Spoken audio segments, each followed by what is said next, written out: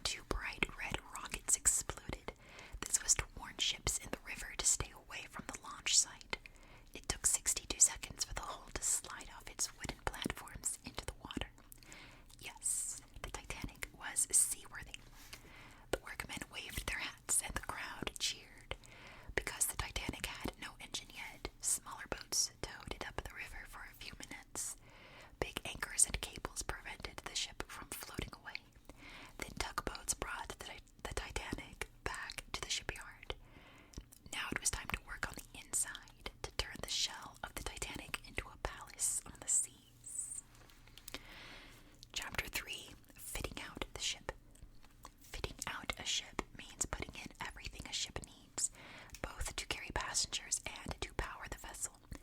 Fitting out the Titanic took 10 months.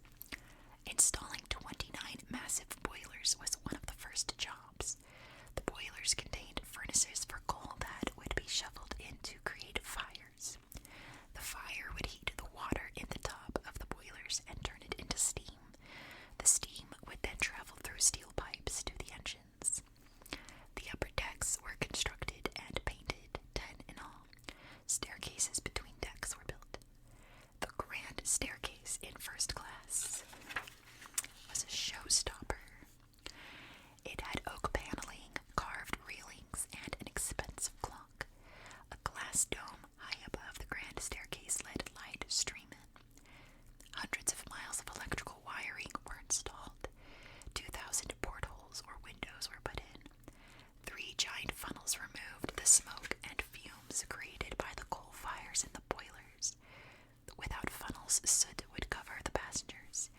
The Titanic only needed 3 funnels, but the head builder thought 4 funnels would make the ship look grander. The 4th funnel was a fake. In early February 1912, Titanic's 3 propellers were installed at the stern of the ship, 2 outside and 1 in the middle. 1, 2, 3. Steam from the engines was fed through pipes to the propellers and made their blades turn. This caused the ship to move. Ship vocabulary: stern, bow, starboard, port. That's all you need to know. At top speed, Titanic could travel 24 knots, or over 27 miles per hour. That wasn't quite as fast as the Lusitania, a Cunard ship, but the Titanic was about more than speed. It was about luxury. On April 2nd, 1912, Titanic had its sea trials. No tugboats pulled it. Titanic now ran on its own power. Captain Smith and his officers were on board. The crew practiced turns. They tested an emergency stop. The sea trial went without a hitch. After 3 years of construction, the Titanic was finally ready for its maiden voyage. Chapter 4: Stuff and More Stuff. April 10th, 1912 was the big day. The Titanic was set to depart from Southampton, England. But before any passengers could board, the cargo needed to be loaded. Cargo included luggage and personal items belonging to passengers. One first-class family, the Ryersons, had 16 large trunks. A fancy red French car belonged to William Carter, who was returning home to Philadelphia with his family and servants. One of the most expensive items was a rare book of 11th century poems called the Rubaiyat. Its cover was studded with over 1,000 jewels, rubies, amethysts, and emeralds. The book had just been sold at an auction and was on its way to its new owner in New York. The Titanic also carried commercial cargo, items that businesses sell. In 1912, the fastest way for companies in the United States to get goods from Europe was by a passenger ship. Titanic had plenty of space to transport commercial goods, storing them in the lower decks. White Star Line could charge these companies a lot of money. Commercial cargo included things like fabrics, food, cosmetic products, and 76 cases of a red dye called dragon's blood. Once the Titanic began its journey across the Atlantic, no food could be brought to it. Everything needed to feed approximately 2,200 people, a crew of 900 plus 1,300 passengers, already had to be on board. 75,000 pounds of fresh meat, 40,000 eggs, 10,000 pounds of sugar, and 16,000 lemons were only a small portion of the total food stored in the Titanic.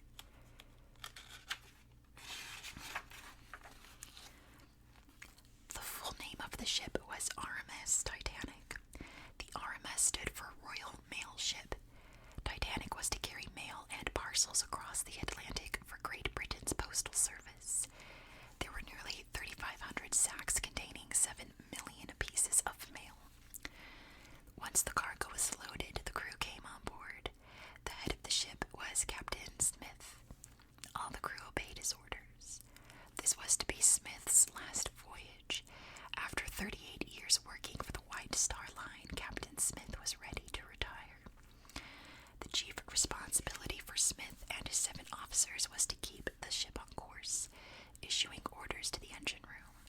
The engineering crew had a dirty job in the noisy bottom of the ship. 25 engineers and 176 stokers worked around the clock to keep the boiler full of coal and the engines running. Smith and his officers also supervised the deck crew. The deck crew was in charge of the day-to-day running of the ship. There were carpenters, lookouts, store clerks, window cleaners, and quartermasters. A quartermaster's job is to look after supplies. The deck crew also included 29 seamen who were trained to operate the 20 lifeboats. Of course, no one imagined they'd need to be used. And then there was the victualling crew. This crew of over 300 people took care of the passengers. They included waitstaff, maids, and attendants. They served food, made beds, and saw to the passengers' everyday needs. The kitchen crew was so big that there were cooks who only made fish dishes, others who only prepared vegetables. There were even cooks who just prepared sauces or soups. Last to board were the passengers. Thomas Andrews, the ship's architect, was the very first. He wanted to make sure the voyage went smoothly. J. Bruce Ismay was among the first passengers to board. He had a fancy parlor suite with a private deck. Over 1,300 passengers walked up the gangways. Musicians high on the upper decks played in celebration. Soon the passengers on board were waving to the crowd, cheering from the dock. The Titanic blew its whistle, and it was off to sea. From Southampton, England, the Titanic proceeded to Cherbourg, France, 4 hours away. About 300 more passengers came on board while several got off. Then the Titanic traveled overnight to Queenstown, Ireland. Over 100 new passengers and more mail boarded the Titanic. Around 1:40 p.m. on April 11th, the ship finally set out for New York. The Titanic's whistle gave 3 long and deep blasts. A small boat replied with a short honk, and the Titanic let out one final blast. It was the last time the Titanic would see land. Chapter 5: Life aboard the ship. Titanic's passengers came from over 30 countries, some as far away as Thailand and Uruguay. However, most passengers were from Great Britain and the United States. Most of the top 4 decks were for first-class passengers. The most expensive suite cost over $60,000 in today's money. 47-year-old John Jacob Astor IV of New York City was the richest passenger on board. The Astor family had made their money in fur trading and owning lots of land. Astor and his wife Madeline were traveling home to New York City after their honeymoon. Another first-class passenger, Margaret Tobin Brown, known as Molly Brown, had been married to a Denver mining tycoon.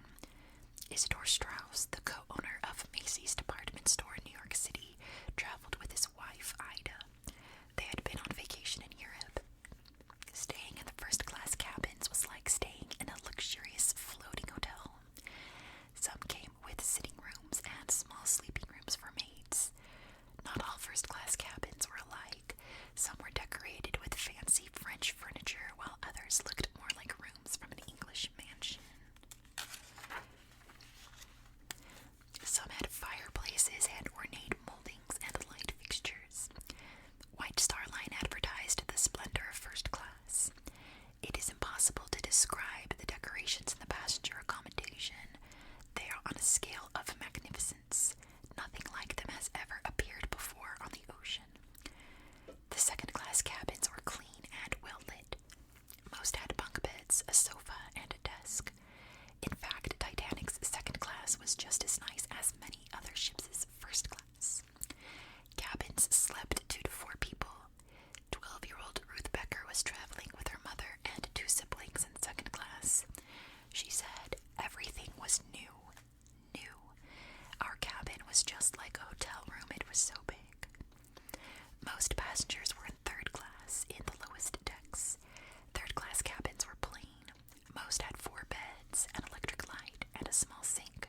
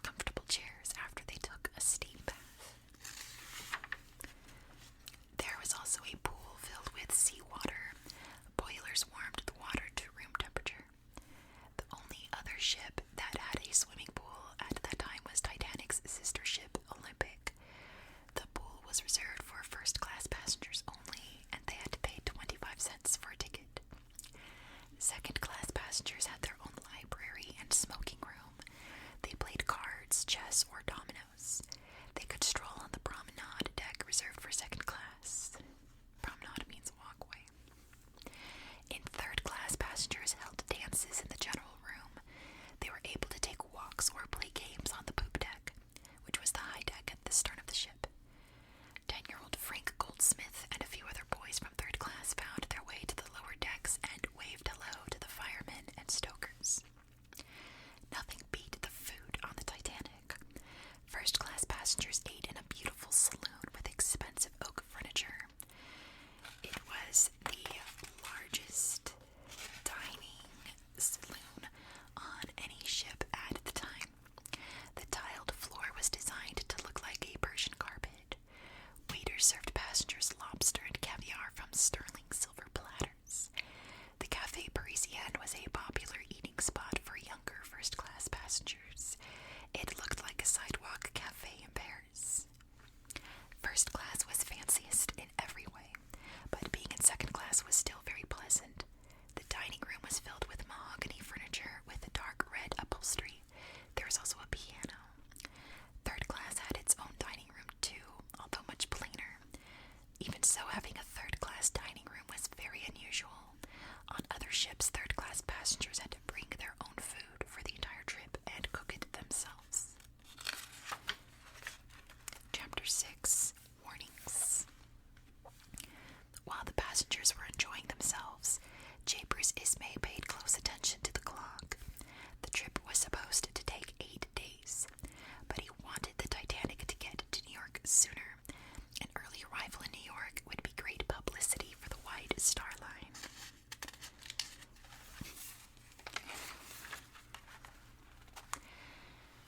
By Sunday night, April 14th, the Titanic was 2/3 of the way to New York. Titanic's 2 radio operators worked in their small office, sending and receiving messages by telegraph. Most were communications with nearby ships. The operators were very busy. The telegraph had stopped working for several hours the night before. Because of this, they now had a bottleneck of messages to send. Many were personal ones from passengers to family and friends at home. However, the operators' main job was to learn about any possible dangers ahead. After 4 days of steady travel, the Titanic had entered an ice field. On April 14th, the radio operators received 7 ice warnings from nearby ships. One ice warning came mid-afternoon from the Baltic and warned of large icebergs about 250 miles away. The operators passed the message to Captain Smith. He decided to alter the course of the ship slightly and travel 10 miles farther south than usual. He believed that would be enough of a change to avoid any serious ice. Were the captain and officers alarmed? It didn't seem so. The ship was so well built, perhaps Captain Smith believed it was unsinkable. He never told his officers to slow down the speed of the ship. The Titanic was traveling full steam ahead. That night, the air temperature began to drop. Passengers felt the chill in the air. Wealthy ladies wrapped themselves in fur. Most people were content to stay indoors instead of walking the decks. There was no moon out and nothing to see but blackness. At 10:55 p.m., the radio operators received the last ice warning of the day. Later on, a nearby ship, the Californian, tried to alert the Titanic to danger ahead. But Titanic's operator was too busy sending messages from passengers. He dismissed the message and told Californian's radio operator to shut up. 45 minutes after the Californian's warning, Titanic's 2 lookouts were keeping watch during the cold, clear night.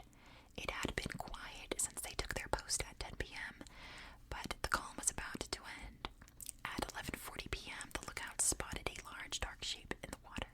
What could it be? An iceberg. Quickly, they rang the alarm bell and reported that the Titanic was heading straight for an iceberg. Chapter 7. Iceberg. With seconds to react, First Officer Murdoch ordered the engines to be stopped, then reversed. Then he ordered the ship to turn to avoid hitting the iceberg head-on. But making a gigantic ocean liner turn is very hard. It can't swerve to avoid an accident like a car can. The officers held their breath as the ship turned.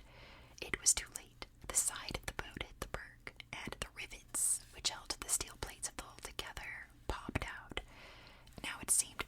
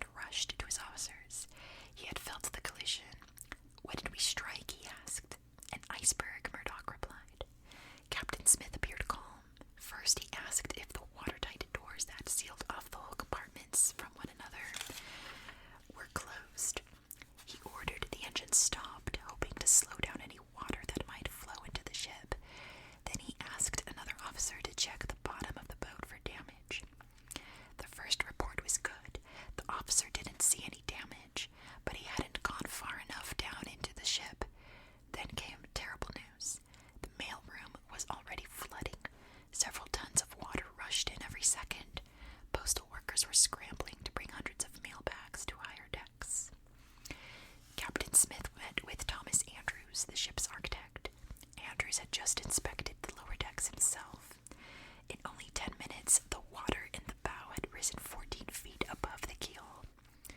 The water couldn't be contained to just 4 compartments, and 4 was the maximum number that could be flooded, with the Titanic still being able to stay afloat.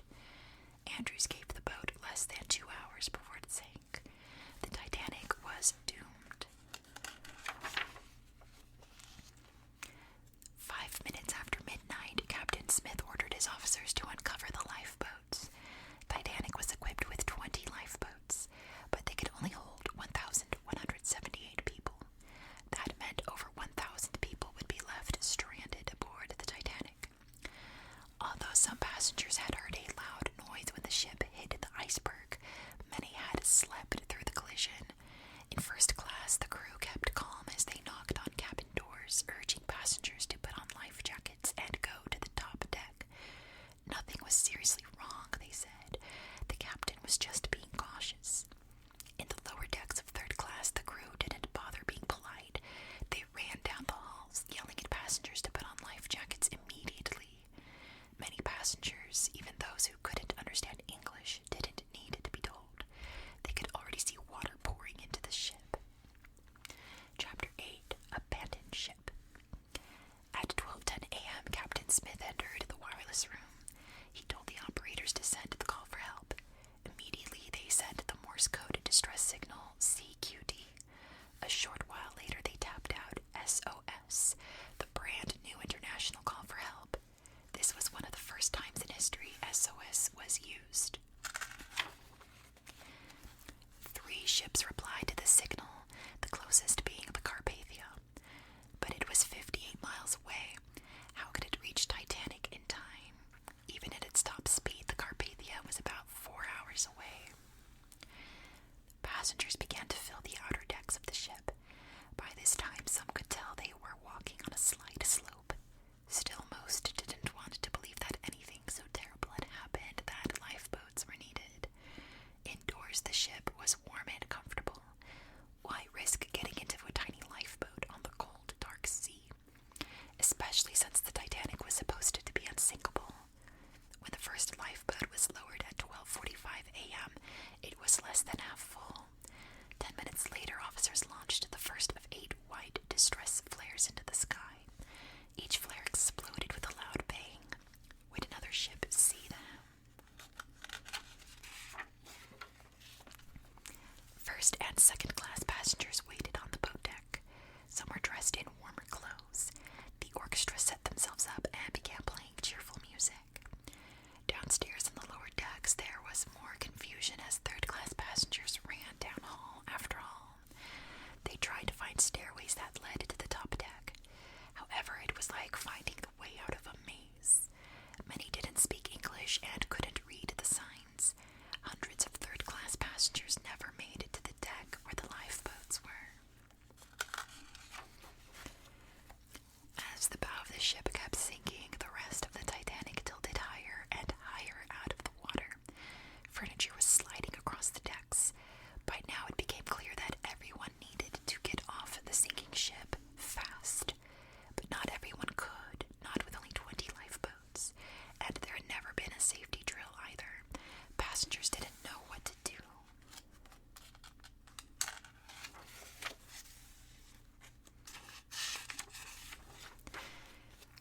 The crew worked to load the lifeboats quickly, but passengers started panicking as they realized not everyone would be saved.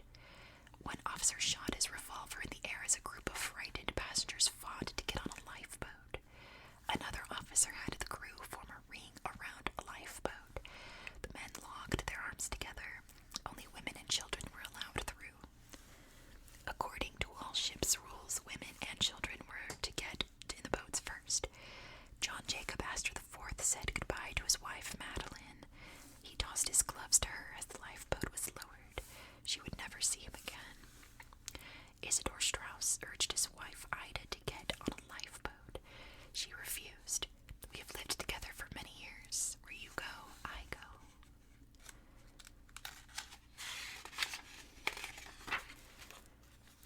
Captain Smith dismissed the men in the wireless room.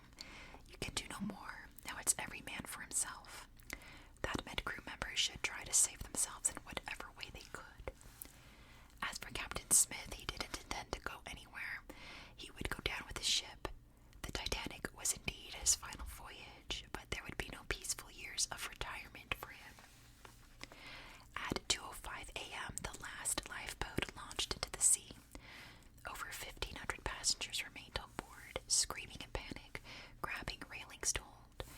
Some people decided to jump into the frigid ocean, hoping to swim to safety. It was now 2:18 a.m. The whole bow of the ship was no longer visible, and the stern rose nearly vertical toward the sky. All of Titanic's lights went out. With a terrible sound, the ship snapped into pieces and sank. Only 2 hours and 40 minutes after the Titanic hit the iceberg, it was gone. One passenger in a lifeboat later wrote, "As the Titanic plunged deeper and deeper, we could see her stern rising higher and higher until her lights began to go out. As the last lights on the stern went out, we saw her plunge. Then the screams began and seemed to last eternally." Only about 700 passengers had made it onto the lifeboats. They watched in horror. Some sat in silence, others wailed. Many couldn't grasp what they were seeing. It all had happened so fast. One passenger said, "The sounds of people drowning are something that I cannot describe to you, and neither can anyone else. It's the most dreadful sound, and there is a terrible silence that follows it."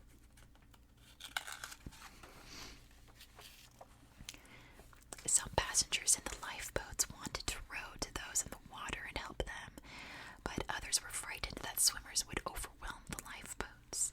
In the end, only one lifeboat returned to try to save anybody. In the water, some held on to deck chairs and mini rafts. Even with life jackets, people couldn't stay alive for more than about 20 minutes in water that was only 28 degrees. Soon the cries of those in the sea began to quiet. A woman in lifeboat number 4 watched shooting stars in the sky. She had never seen so many. She remembered a legend that said, "Every time you see a shooting star, somebody dies."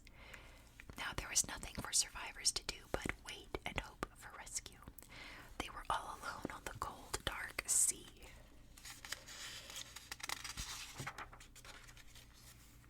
Some cool pictures here, but maybe we'll look at those after. Chapter 9, The Rescue. Once the Carpathia received the Titanic's distress signal, Captain Arthur Henry Rostron went into action. He had the crew gather blankets and prepare hot drinks and soup. The 3 doctors on board each turned a dining room into a hospital. The gangway doors were opened and ropes and ladders were hung to transfer survivors from lifeboats to the ship. The Carpathia sped as fast as she could in dangerous icy water. Every 15 minutes, the Carpathia fired rockets and cannons in the air to show they were coming. Around 3:30 a.m., the ship arrived where the Titanic had sunk. People in the lifeboats heard Carpathia's cannons before they saw the ship. At 4 a.m., the first of the Titanic survivors were brought to safety. Women were lifted on board with sling chairs, while children were lifted up in canvas bags. Men climbed up ladders. For the next 4 hours, the Carpathia took on more than 700 passengers. They were freezing and in shock. The women already on board the Carpathia stood at the railing, watching the other lifeboats empty. They were hoping to see husbands, fathers, or children for whom they had been separated. Too often there was no happy reunion. Some men, mostly from first class, had been in lifeboats. J. Bruce Ismay had been one of the last to board one. When he reached the deck of the Carpathia, he looked dazed.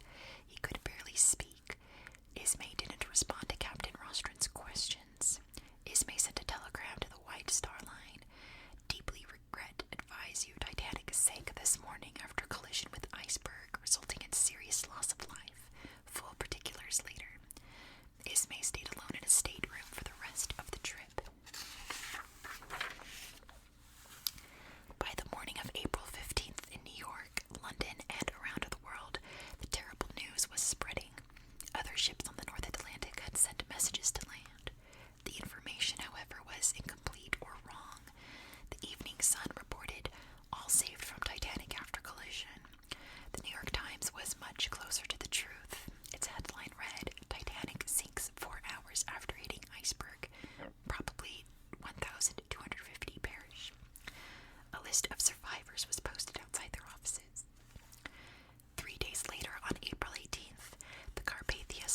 steamed into New York City's harbor.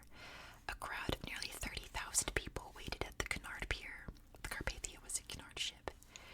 But the ship crept past it and stopped at the nearby White Star Line Pier. The onlookers were confused. Why would a Cunard ship go there? Soon it became clear.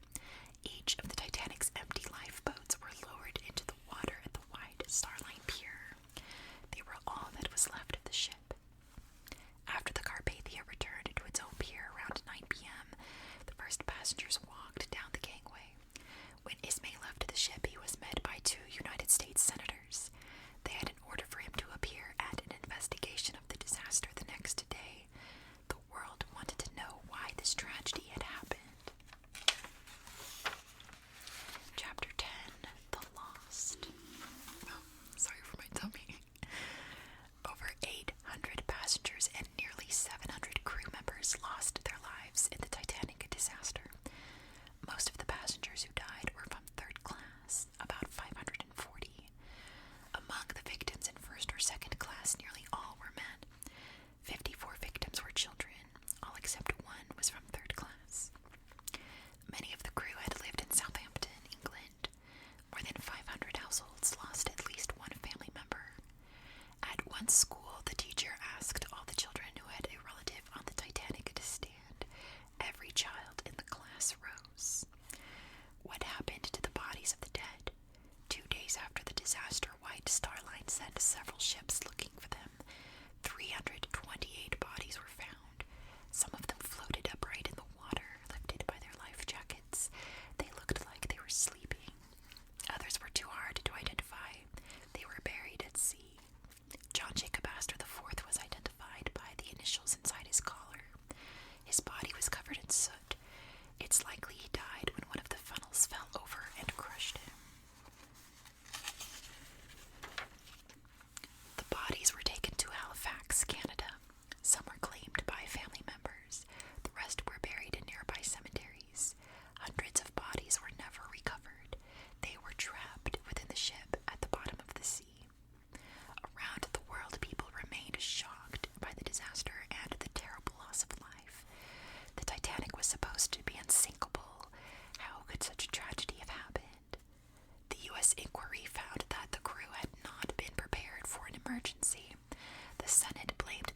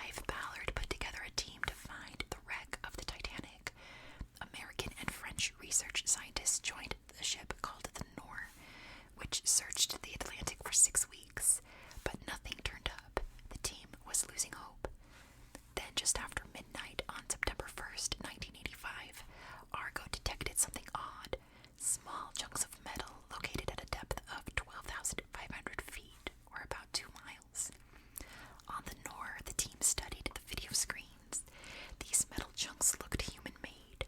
Argo continued to send up images. Soon it located something enormous and circular. Could this be one of Titanic's boilers? The team quickly checked an old photograph from 1911. It looked exactly the same. They cheered. They had found the Titanic. Ballard and his team were thrilled, but their celebrations took place at the spot where hundreds of people had lost their lives. A memorial service was held for all those who had died. The next day, Ballard sent Argo underwater again. This time, Argo located the bow of the ship. The steel was dark black and covered in rust. It looked like a skeleton of the once grand ship. Argo found the stern lying nearly 2,000 feet away from the bow. This was an important discovery. People hadn't been sure whether the Titanic had sunk in one piece or had broken in two. Argo solved that mystery. The Titanic had indeed split in half. People had also believed that the iceberg tore a 300-foot gash in the side of the hull. Seeing the hole showed that it was not so. There was no tear. The rivets had popped open under the pressure of hitting the iceberg. The next summer, Ballard got ready for another trip to the wreck, and he planned to see it for himself. This time he would get into a tiny submarine called Alvin and go over 12,000 feet underwater. Ballard stepped into Alvin with his handheld video camera. It took him 2.5 hours to travel from the surface to the wreck. He would go on 11 dives in total. So what did Ballard discover? Thousands of objects were found lying around the stern. They included portholes, dishes, and even a bathtub. Ballard did not take anything. He thought a gravesite should be left alone. Instead, he and his team left 2 plaques. One was in memory of all who died.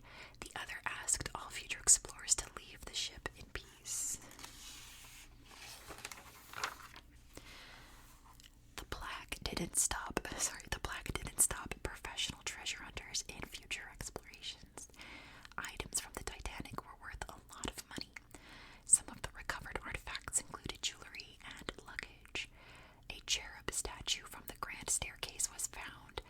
A toy doll's porcelain head was found half buried in the seafloor.